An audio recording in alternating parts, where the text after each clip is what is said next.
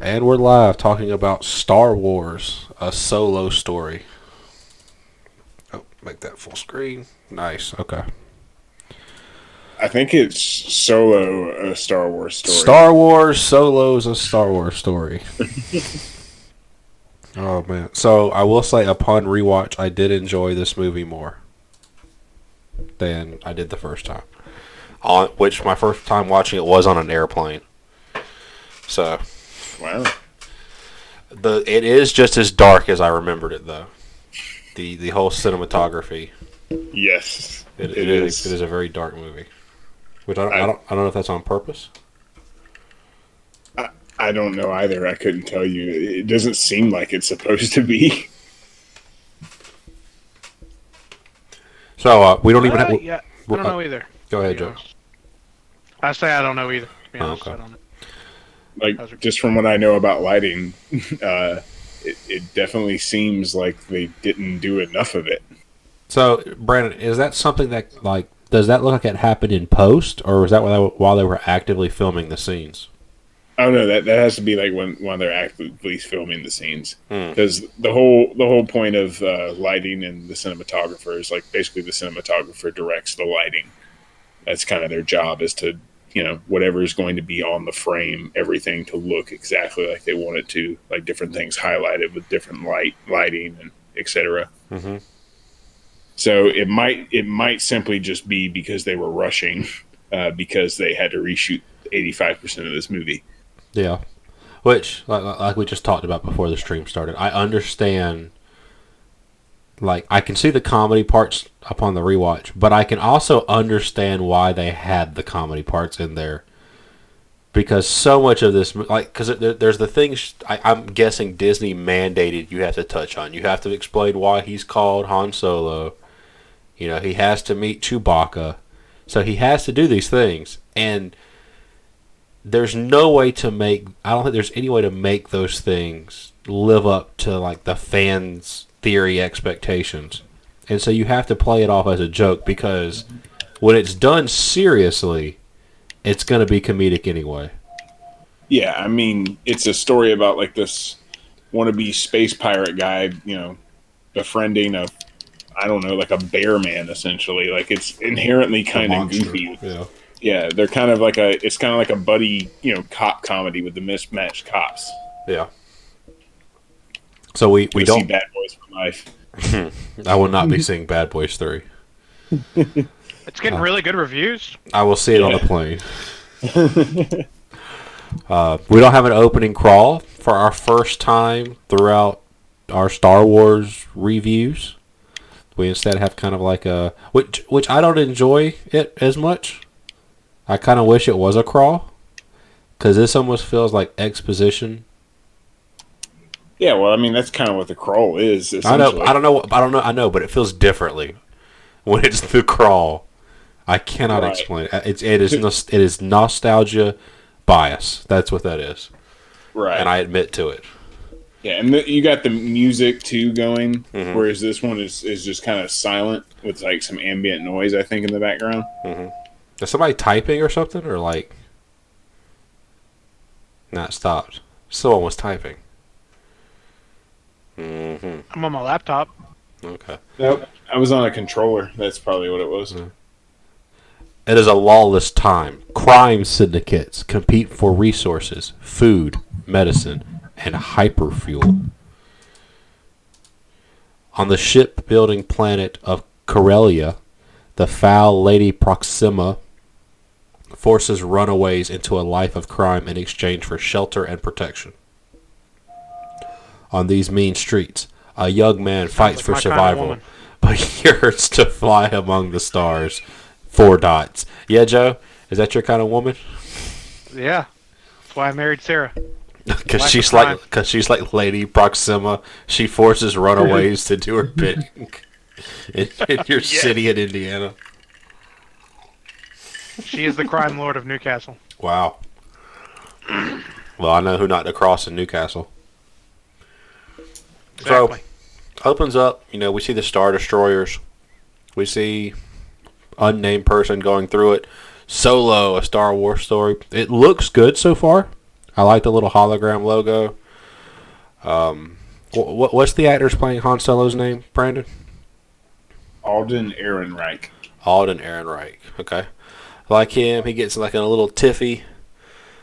He goes back to their crew hideout. I guess he didn't show up to the drop or something, or did he actually get roughed up? I don't kind of know. I know there's like a deal gone bad. I just didn't know if it was him or if he was honestly like the deal went bad. I don't know. Like maybe it's supposed to be great. I think to me it was deal went bad, and he was trying to like bullshit his way out of the deal going bad because he's at fault either way. Mm-hmm. And we meet our love interest, Emilia Clarke, who I'm just biased always for. Yeah. Like Mother of Dragons. Yeah, Mother of Dragons. I think she's great in everything she's in.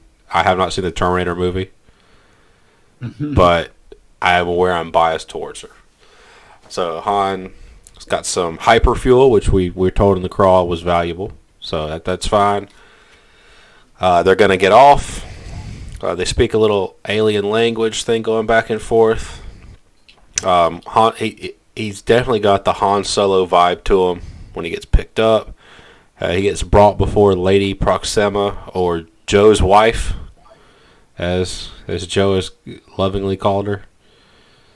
That's right. And he gets threatened. He's not gonna get he's not gonna get treated like this, and they're gonna get away. They'll do double whatever they have to do, and then he grabs a rock and threatens them as it is a thermo detonator. And this is one of those parts where this has got to be a comedy, because this little dialogue, and she's like, "You just made a clicking sound with your mouth," and then he throws it behind her, and then the sun comes out, and it's harmful to her, and she burns. I think that's the first we've seen in Star Wars, right? First vampire? Yes. That's the first vampire. We have a little car chase. He's trying to pull his Han Solo moves, but he doesn't have his groove yet, and his car gets stuck as he's going through the thing. They get to the I guess like the customs office, the immigration center. They're trying to get off, and he gives her his dice. Then they have like kind of a tense scene where they have to exchange fluid, or like that actual hyperspace gas to go through a checkpoint. And then who grabs Emilia Clarke? Is it the guys looking for Han and her? Yes. Okay.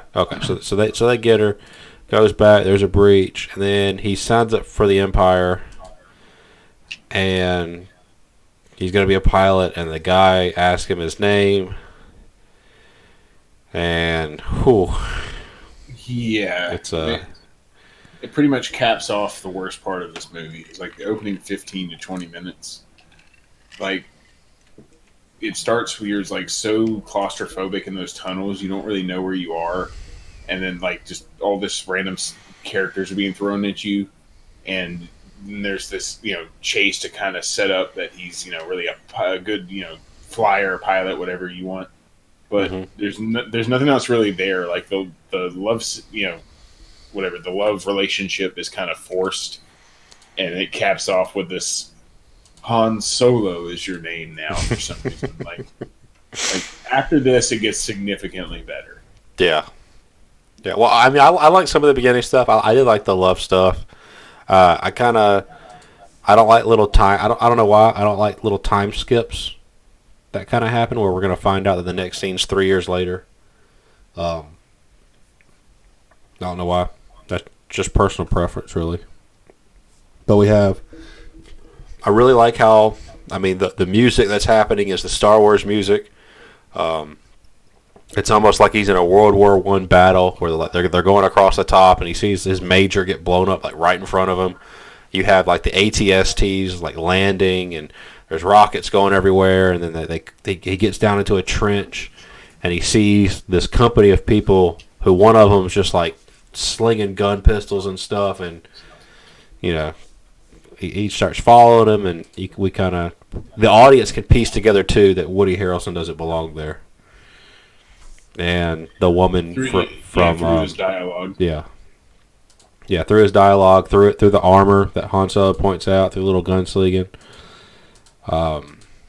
He goes forward. He tries to join him. You know, tries to kind of almost, not really bribe him, but point out what a good pilot he is, and just give him a shot.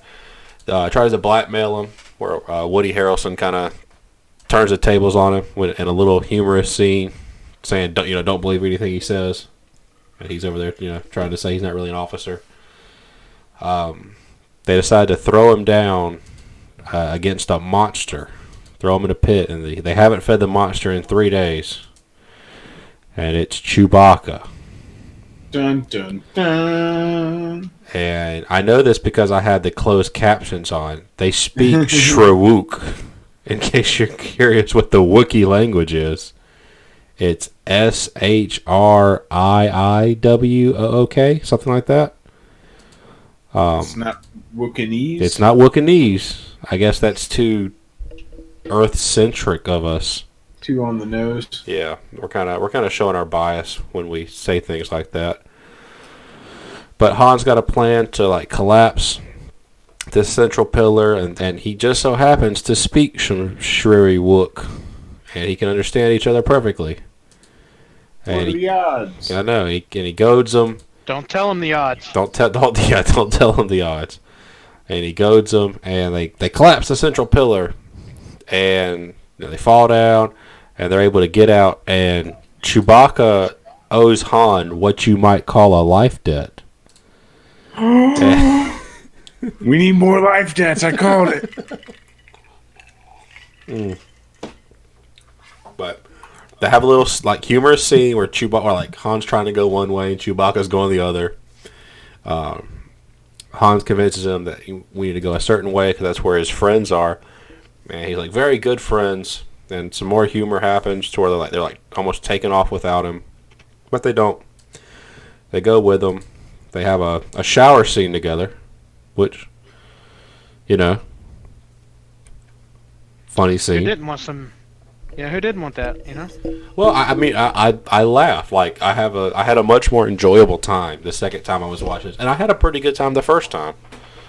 So I don't know why I had a below average recollection of this movie. At least this far. The stain of The Last Jedi was still hurting. Maybe that's what it was for me. So they meet, and Chewbacca and Han Solo I like their chemistry. I like them just hanging out, and then he hits them with Chewbacca. We gotta find you a nickname, because I'm not saying that every time. And it's just... You had to hit the studio cliff notes. I think... Because that's what either one, the original vision of this movie was a comedy, and so you're designed to laugh at that. Or two, there are, like we said, there are things that Disney said, hey, all right, you got to establish why he calls him Chewie. You got to hit these certain things in this movie, and you better make it serious. It's just... I don't get why they fired Lord and Miller. They knew what they were. They had seen what they worked on, and they hired them for that reason. And then they got rid of it. While they're planning a train heist, what did Lord and Miller work on before Solo? Let's see. Lego Movie. Nice. Yeah, Solid movie. Lego Movie. They did. They directed 21 and 22 Jump Street. Comedy, solid movies. They directed the pilot of Brooklyn Nine-Nine. Really? Yeah. They've done a lot of TV comedy too. They've always been known as comedy guys. That's their thing. Mm-hmm. And that's why I don't get why you would hire them and then fire them for making it too much of a comedy. That's kind of what you. Wasn't there a similar thing with Ant-Man? That was more about Edgar Wright wanting full creative control, and the way Marvel does things, their second unit stuff is kind of, they got that handled. Mm-hmm. Director doesn't really worry about that kind of stuff. And But it's kind of like you're going out of your way to get these directors that have like a clear style, yeah, but then you're going to make them That's- conform to what you want. It's Basically. definitely like what's going on with Multiverse of Madness right now with Scott Erickson. What's going on with there? I didn't know anything about that. yeah. Scott the guy Derrickson left Doctor Strange 2. Really? Yeah, the guy who directed and wrote the first one. And has Yeah. a horror background. And this movie is supposed to have horror elements in it, and he left for creative differences.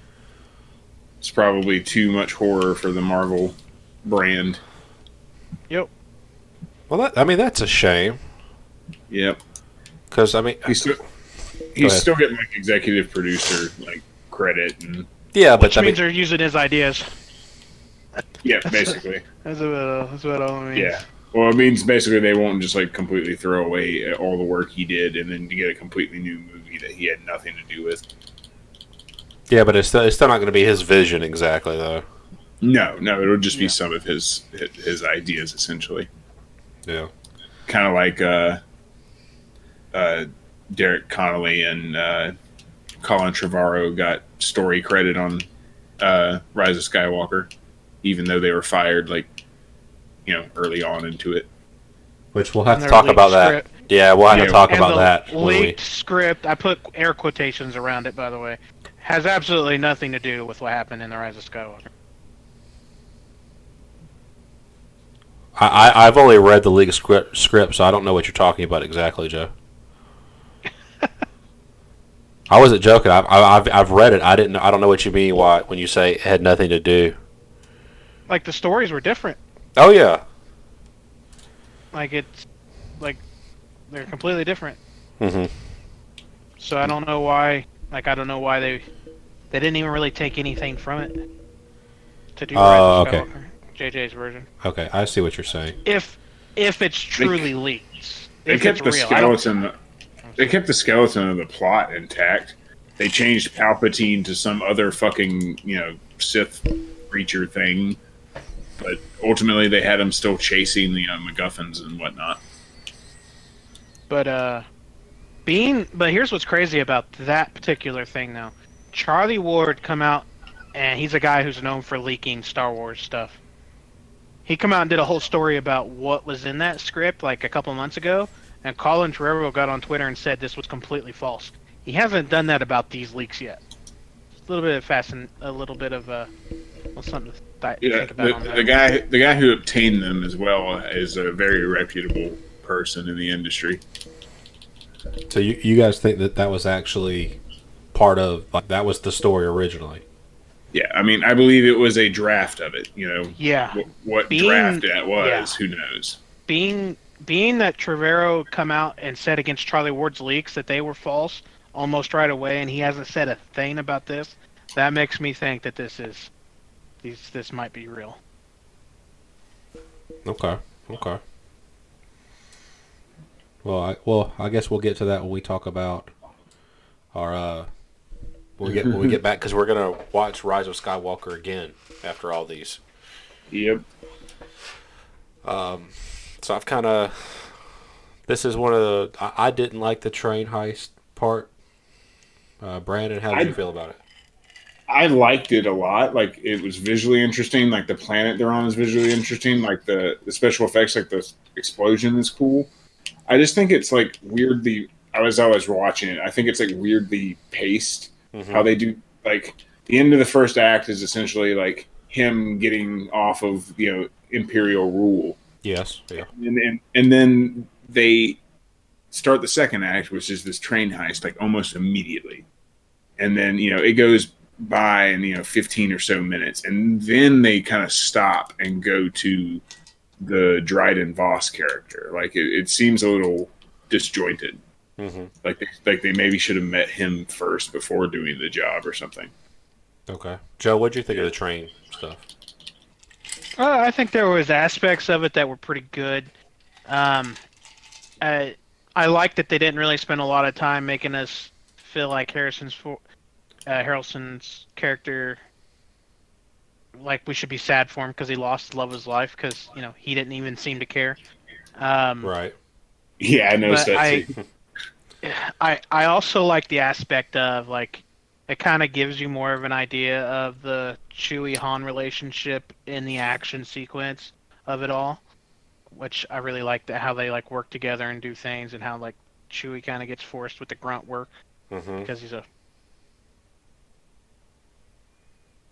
he can do it. But I do I agree that it feels a little disjointed? Yes, I agree with Brandon on that. But overall, I think when it comes to it, it's a good looking sequence. Nothing visually wrong with it. You don't. There's a lot of things you don't understand going into it. Like you don't understand who these other people are that are trying to stop them. You have no idea Right. why or what's going on. So yeah, there's definitely some disjointed feeling going on there. Yeah, I think they just kind of explain it away as they're basically space pirates, just because they Yeah. want to have the Well- reveal later. Yeah, I thought we were almost supposed to sympathize with Han because he doesn't know who these people are either. Right. So I was okay with that. I just didn't I don't know. When I expected the next act to kind of start, I was hoping it was going to be a big kind of thing, and then it's small train scene, and then we're going to go to the gala, the Voss's ship, where then that's where he meets Amelia Clark. Again. And she's What got are the odds? Yeah, she's got like a 1950s thing going on. Kira, that's her name. God, Kira. yeah, like Death Note. I don't know that. No, it's a solid anime reference for all of our viewer. And so we find out that she got off world, that now she's working for Voss, and she's got like a brand thing going on, and Beckett's we kind of get more sympathetic towards Beckett a little bit when he's having his little interview where he's going to make it up to Voss about losing it, and I like the negotiations. I like it's 4 people in a room. 5 people if you count Chewie, I guess, and 6 if you count his Mandalorian bounty hunter in the background, who I'm really looking forward to them touching on in the Disney series about why he was there, and how he comes back. Well, it's just an armor. I don't think it's like an actual bounty hunter. I think it's just armor. Yeah. There'll be a 9-page Wikipedia on it. About who he got the armor from, their history, their family's history. Hey, I was actually on Wikipedia today for a good reason. I was trying to figure out history on Tulak Hord. Who is that?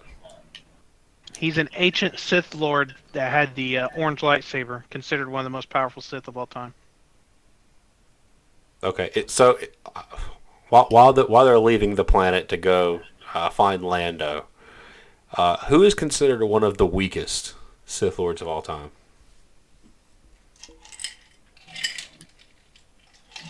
Count Dooku. We don't really know of them unless He's we the don't really coolest know white of dude him. that's not a murderer. That was pretty good. maybe Darth Caedus. Who Darth Caedus But was in that's- Knights of Old Republic?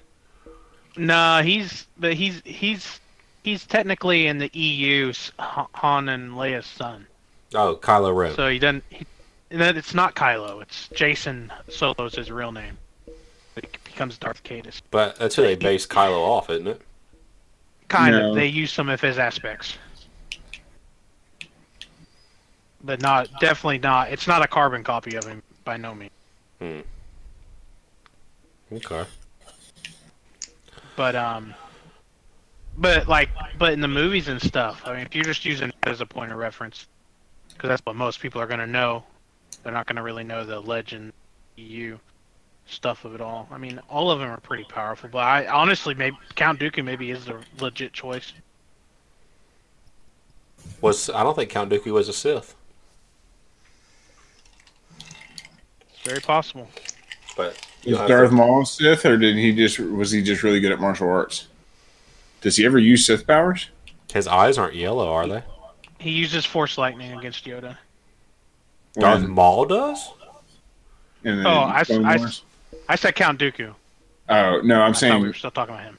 no. I was saying Darth Maul, like because like does he Darth ever Maul? do anything Force powers, or is he just really good at like martial arts? I think he does a Force push once. Does he? I don't remember him doing it. We just saw episode 1. Shit. That's how memorable that fucking movie is. Hang on.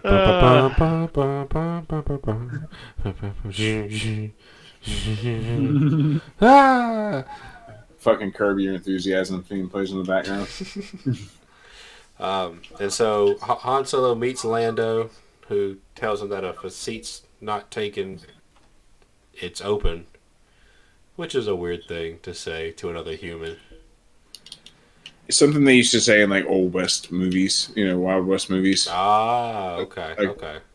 The badass comes up to the table with the gangster who's like playing cards or drinking with his buddies. Like, oh, is the seat taken? Nobody's sitting there, friend. Okay. I misinterpreted it. I'll give you that one. Yeah, it's like a clear like homage to like a Western. And so they play Sabak. And, just a little bit Playing of a card game, Some space poker, no big deal. Yeah. And Lando flirts with Kira a little bit. They're having like a robot wars, which reminded me about that BattleBots and Robot Wars was a real thing. And I kind of miss it. What was that Hugh Jackman robot movie? Steel, Real Steel. Something like that, like the Sock'em Bopper movie. Hey, it was good. or not Sock'em Bopper, Rock'em Sock'em Robot. There we go. It was a good movie, though. I kind of want to see a Sock'em Bopper movie. It's Blow just them up, put your head it's just inside, kids. get ready to have the time of your life. Just kids giving their like brother and sister concussions. Yeah, I'm just telling you how to play with a Jackass. sex doll. Jackass for like under 10 crowd. Oh man. Yeah. So Lando's going to help him 40% get a ship, and then we meet L3. I'm sorry, meat's probably an organic slur to her artificial neurosystems. We are introduced, and she's supposed to be a millennial or a social justice robot, right? I'd definitely Sort say she's an SJW. But she's played as a negative, like as a joke. Yes. Okay. I agree. Okay, that's fine. So she's a, yeah, silly droid. When you grow up and see the universe, you'll change your mind.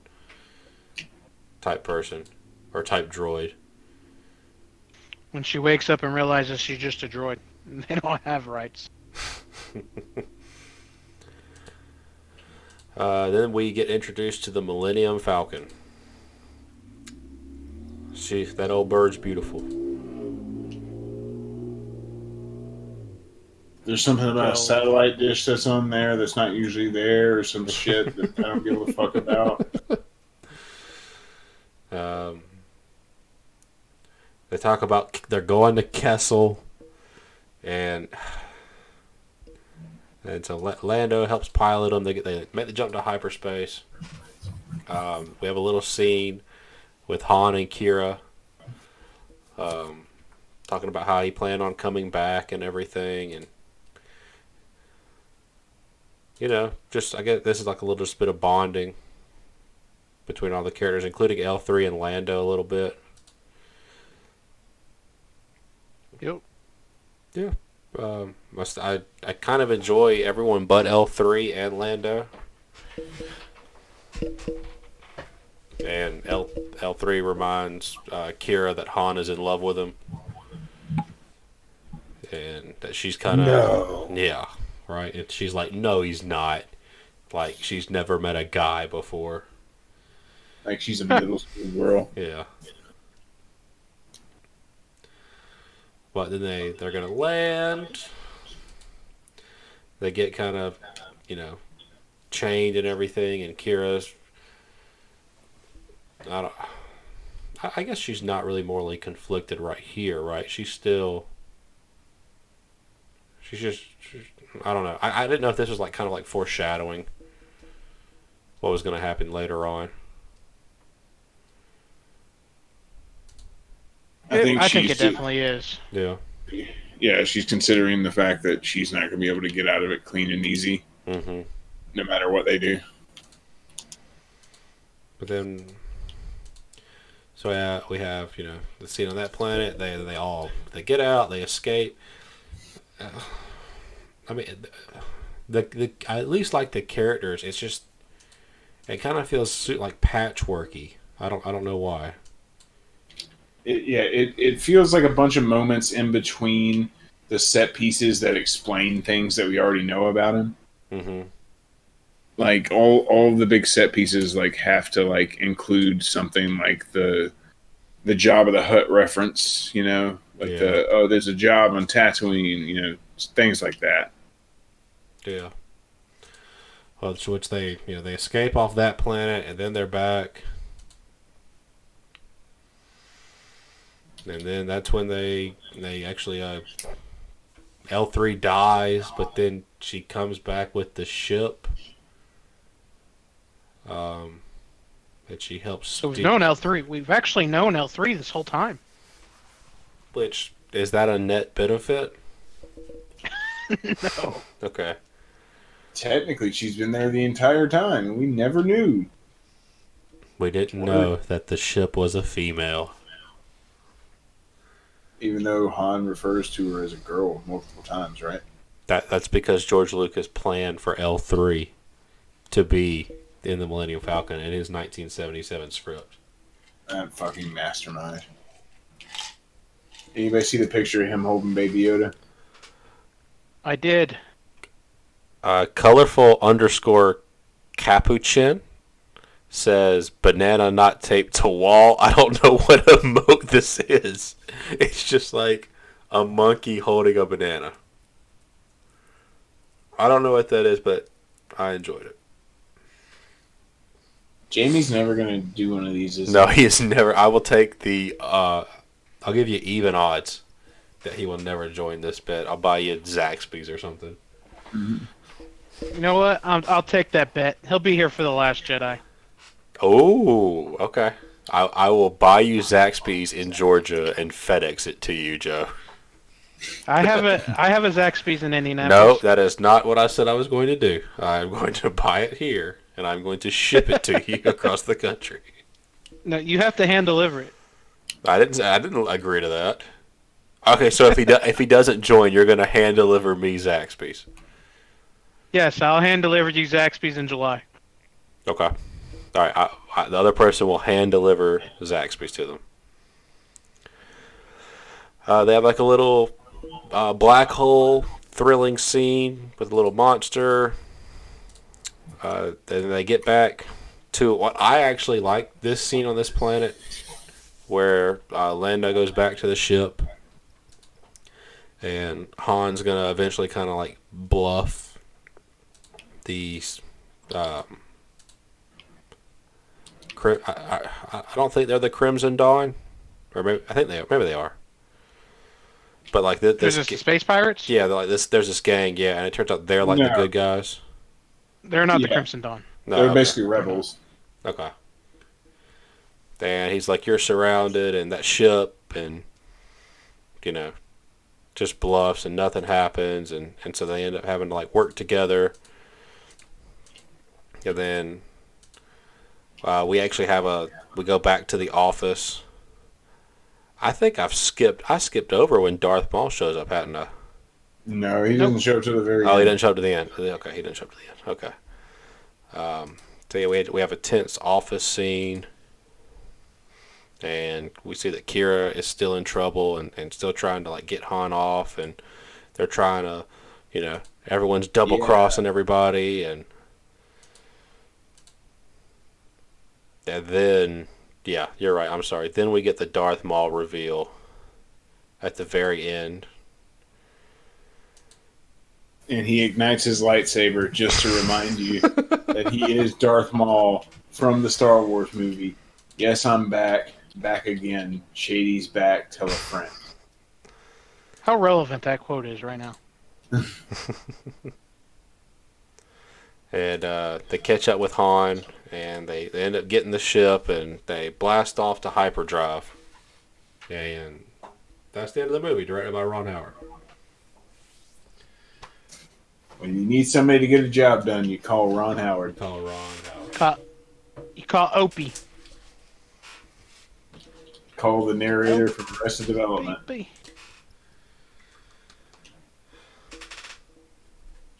Damn it. Okay, so I think who went first last time with 3? I think you did. I did. Okay, I thought I went last. Okay, that's fine. In that case, Brandon, go first. What did you think of Star Wars, a Solo story, Star Wars story? Excuse me, it is Solo, a Star Wars story. Star Wars, directed by Ron Howard, Episode 12, and not Phil Lord and Chris Miller. Let's see. Well, things I liked. Yeah, one thing you liked, your favorite thing, your least favorite thing. I guess the thing I like the most is like nailing the character, as far as portrayal, tone, the jokes, just the general quippiness. It is a very true and like good performance for the character. The things I liked the least about it were basically its pacing. Like I was saying earlier, how it feels kind of all over the place, and it feels like it's got to set up like all of his like signature traits or moments. Like it kind of feels forced rather than organic. Mm-hmm. Overall, I'd say I give this a 7 out of 10. It's solid. I saw it in theaters twice, both times for free, basically, but saw it twice. I'd say it's better than any of the prequels, and it's probably better than Rise of Skywalker. Oh, okay.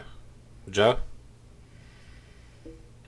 So I myself did not go see it in theater. Kind of because I was on a downer from The Last Jedi, and I, with all the news that came out about this movie, I really thought it was going to be just utter chaos.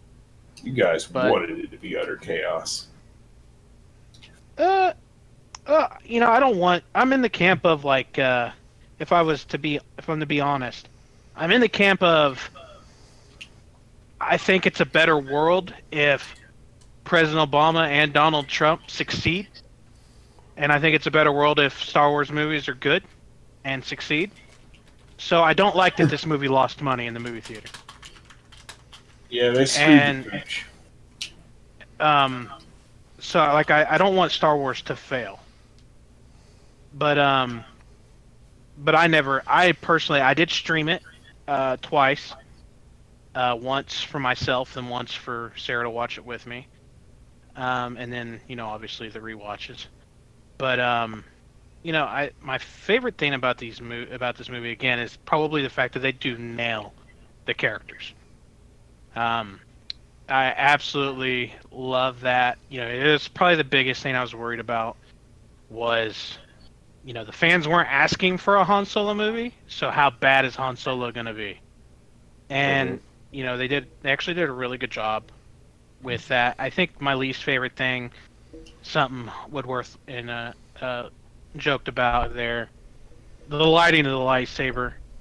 Like, why? What the fuck, man?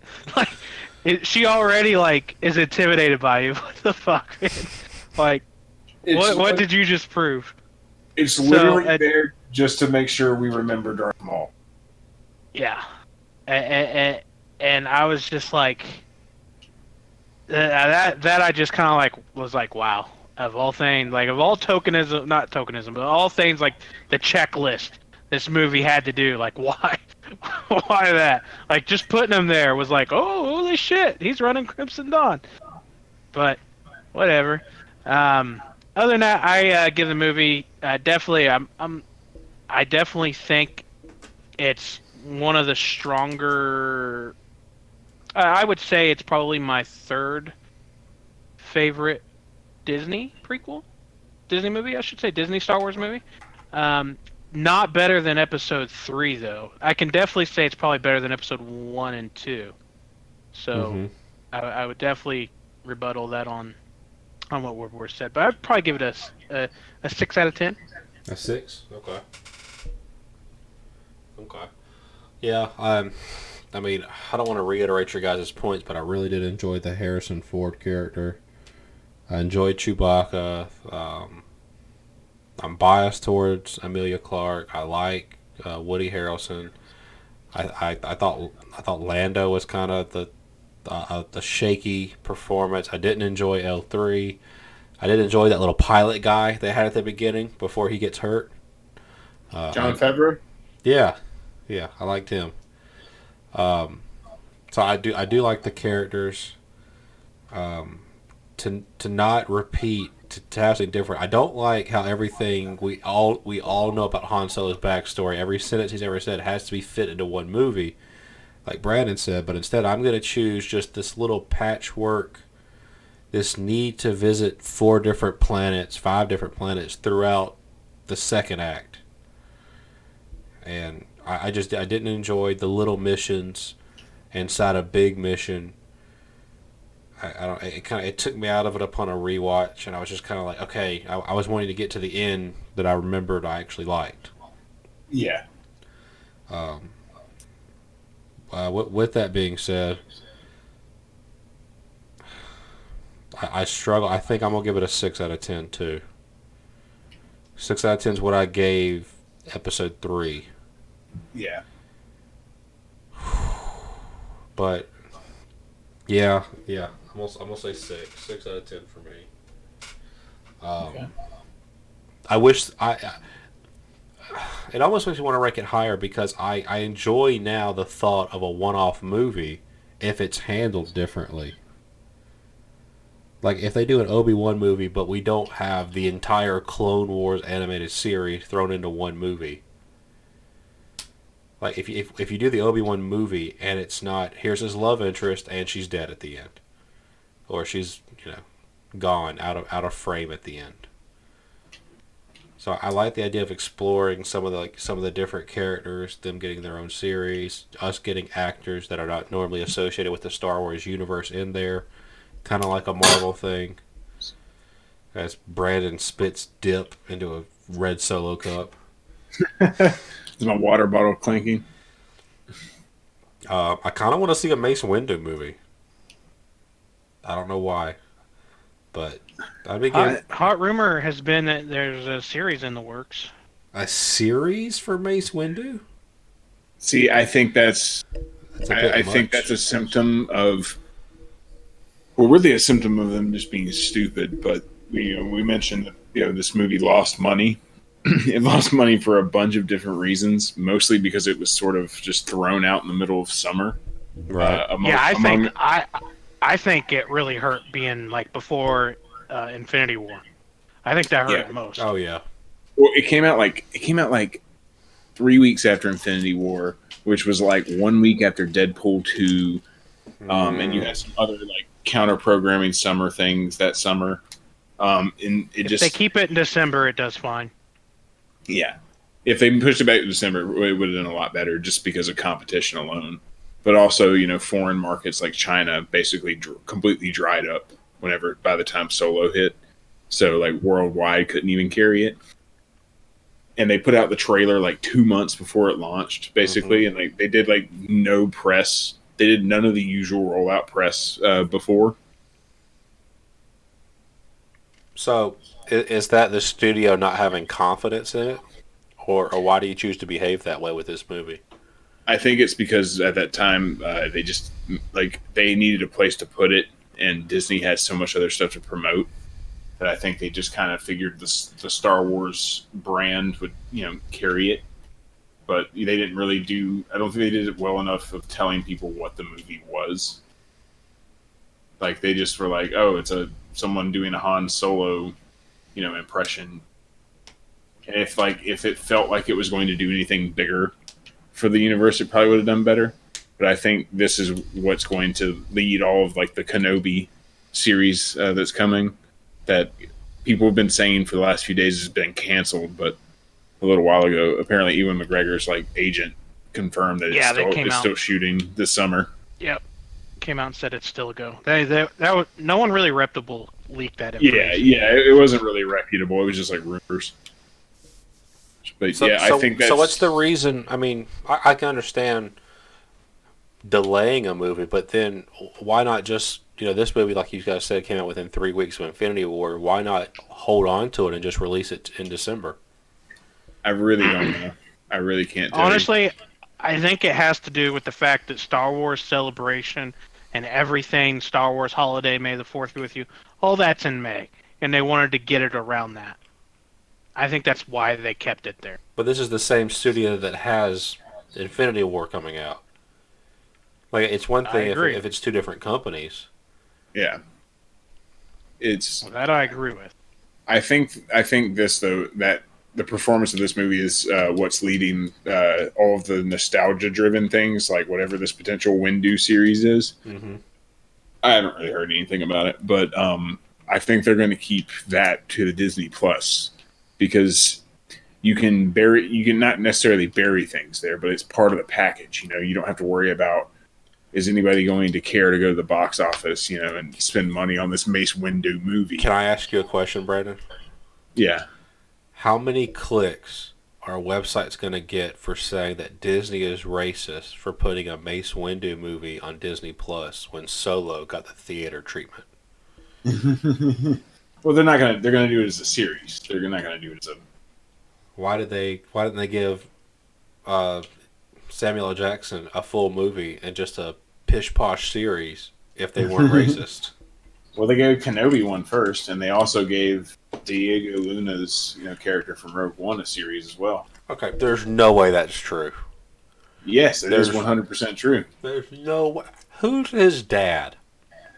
Who is his agent who got him this? Well, he's a famous Mexican actor too. It's like he's. But okay, and granted, he's a great actor. Granted, who cares about that character? Honestly, I think he's probably the most interesting character for Rogue One. But yeah, you're right. I mean, it doesn't. I don't care particularly. I'll watch it, but I'm not like anticipating it. I think a lot of people like the droid. You didn't like the droid? He's in it too. The droid's going to be a part of it. Yeah. Oh, it's like a buddy cop. Yeah, Alan Tudyk is great. He needs more work. Hire him, studios. Steve the Pirate from Dodgeball. Oh, that's cool. Yeah, he's in everything. He's done a lot of Pixar movies recently. He was in Firefly too, wasn't he? Yes. Okay. Yeah. This was the fastest we've done one of these, by the way. I was going to say, fuck, we can do Rogue One at this pace. Yeah, we could watch Rogue One right now, all together. You only need the final 10 minutes. Yeah. I mean, the first half hour of the movie is completely skippable. Oh, man, I'm not looking forward to rewatching that one. But the last 10 minutes make it like the best Star Wars movie in the world, so who cares? I kind of wish they had but oh man, they had that scene where you don't choke on your own ambitions. Mm-hmm. It's so good though. No, it's not. It's a bad scene. Yes, it is. No. It's so good. They should have treated Darth Vader like Jaws, and like you only see like little bits of him. And then you see like a scene like where he goes by real quick, and then people just start dying throughout like the entire movie, and he's just slowly catching up to like the main characters. I like Rogue One. Haven't always seen him. I like it. I'm a fan. I like Rogue One, but it's like I knew the entire movie like going into it because I figured it was going to be a certain kind of movie. And it was that kind of movie, like to a T. like the Seven Samurai, like Magnificent Seven, like Kurosawa type, like bunch of outlaws and no good doers, banding together to do something noble, and then they all die one by one, getting the mission accomplished. Oh God. Yeah. I didn't like that Forces with Me guy either. I didn't like Forrest Whitaker's character. You don't like Donnie Yu? No, I don't. What? There's so many things about that movie I didn't like upon reflection. Maybe I'm changed. Maybe I'll rewatch it this upcoming week and I'll be pleasantly surprised. I hope so. 'Cause I dragged you through that movie like 3 times that week. Well, I was with good company. But I definitely do feel, after watching a Star Wars story by Disney, I can feel my Star Wars, like that extra couple of points you give a movie because it's Star Wars. Like I can feel the veneer start to get a little thin. I'm starting to feel the paint chips when I watch one of these movies, and I'm like, okay. What did you? It's almost like they're made for kids. Oh, yeah. Will you oversee a motion to dismiss a trade investigation? Throw Blue's Clues in it. Yeah. What did you give Rise of Skywalker? A 6 out of 10? I actually think I gave it higher than that, and 7. that's big. Yeah, you gave it 7. Yeah, and now I'm deeply worried. I am deeply, deeply worried when we rewatch it because I don't remember the Emperor saying execute Order 67. And if Joe is right and it's in that movie, I will die. I will have died when we get to that scene. I saw some tweet yesterday. It was like some people were in the theater like watching Little Women. The Greta Gerwig movie is out right now. Okay. And like a drama movie, and like it gets to a part where like a character dies and it's like super sad, and they're like, we could hear Rise of Skywalker through the wall from the next theater over the whole movie, and they are like, it gets to this part where this character dies and everyone starts to mourn, and then all of a sudden we heard Babu Frick go, "Hey!"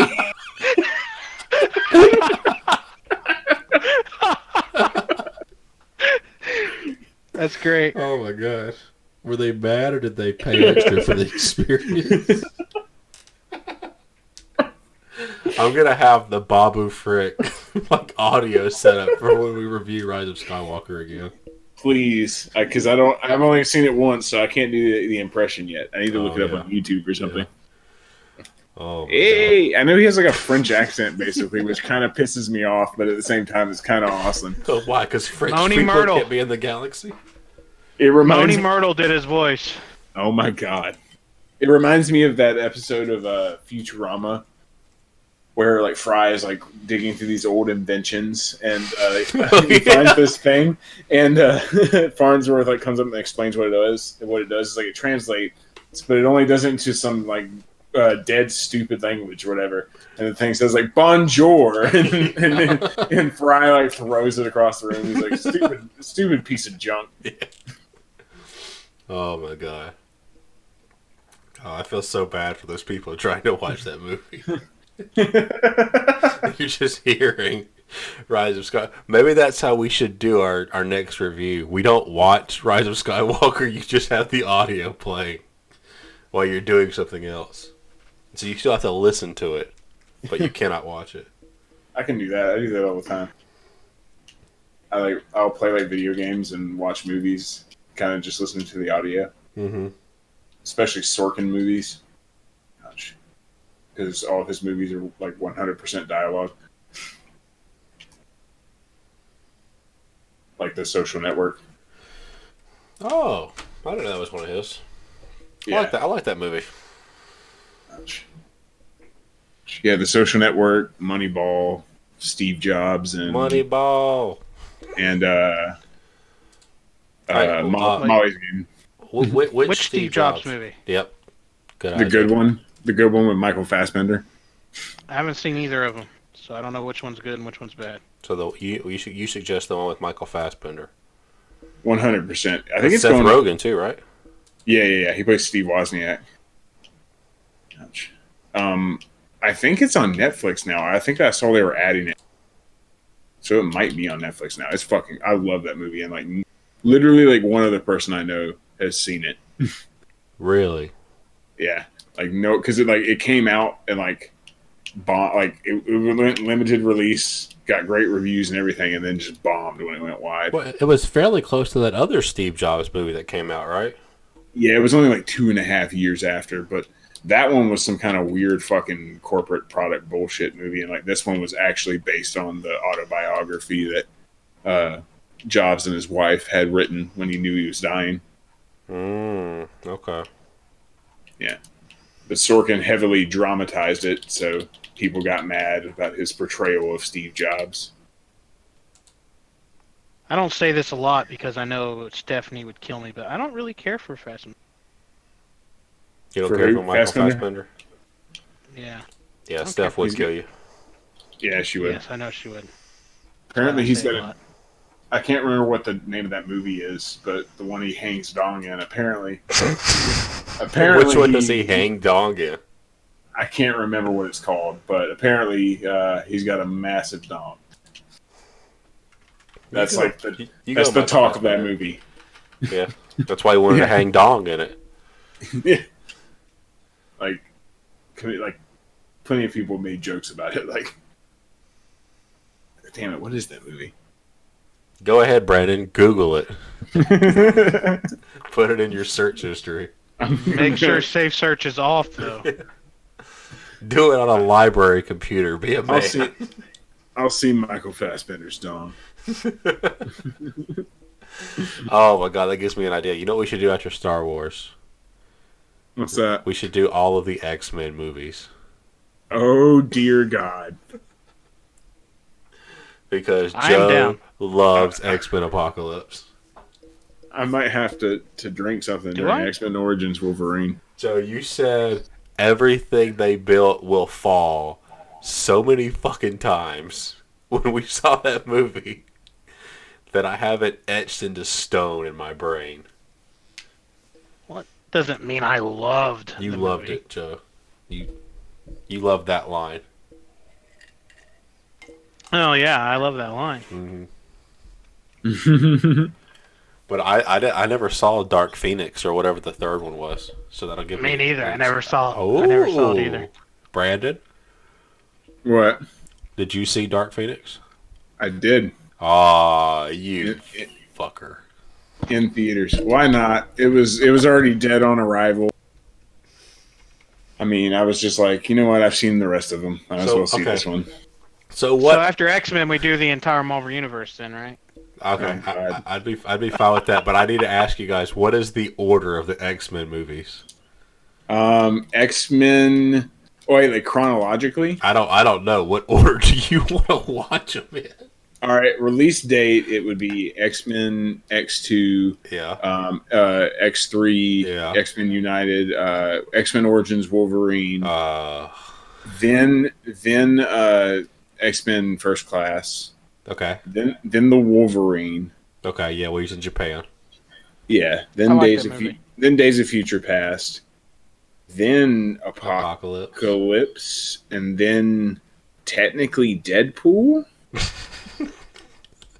or made Deadpool was actually like I think Deadpool was earlier before Apocalypse. So then Deadpool, then Apocalypse, then Deadpool Logan. 2? Then Logan, then Deadpool No. 2, Okay, this is then release X-Men order. This is Dark release Phoenix. order. Okay. Yeah. So if we wanted to watch them chronologically, Oh God, because there's fucking different timelines. 'Cause yeah, they split the time. They like end up in an alternate timeline. they And revamped Days of it. Future Past. Yeah. What's the machete order for X-Men? First Class would be first. Well, technically, No, is it? we'd have to watch X-Men Is it Origins Wolverine Wolverine first? to a certain part, then pause, and then watch First Class. Oh my god, I kind of want to Figure out where that bar scene happens at in Future Past. All right, pause. Go. Yeah, the one I Swap over. The one in First Class where he's like, "Go fuck yourself." Oh my god, I'd be game making for use that. of making use of that one F-bomb in the PG-13 movie. Oh yeah. Wait, okay. What's the movie where they go to Weapon X and they break it out and it is Wolverine, but he runs into the woods. That's Apocalypse. Okay. So that's mid Wolverine. That's a different timeline. Days of Future Past, when he goes back in time at the end, he's in his own timeline, and everything that happened in the 70s is a separate timeline. That's why he's in not his own timeline. It's well, the like worst sentence I've ever heard. I mean, that's what happens in Days of Future Past. Is like he fixes his timeline by going back in time, and then so when he changes his future, everyone else's future is changed too in their timeline because he goes back to the other timeline. Okay, so it's X-Men, Marvel, and then Terminator. No, you just said timeline so many times. I'm like, we're watching Terminator.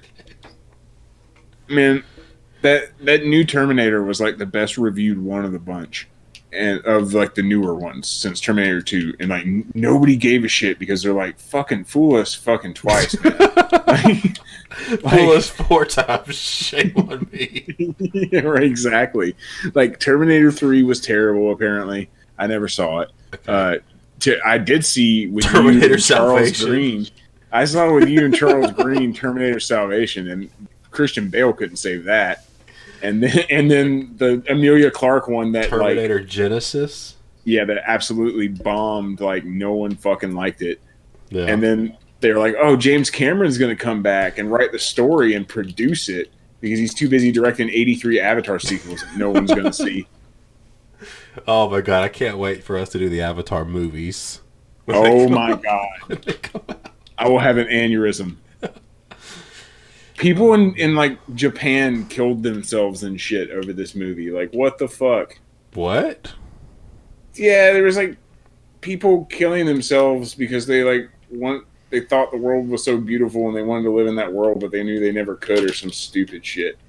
It makes no sense. And so people actually killed themselves. Yes. I mean, I'm not talking thousands here, but Right, but enough. Dozens. Yeah, enough to make a news story out of it. Okay. Now, hang on. Now that we got our rankings, that's the end of the Star Wars or Solo Star Wars story review. I'm going to end the stream.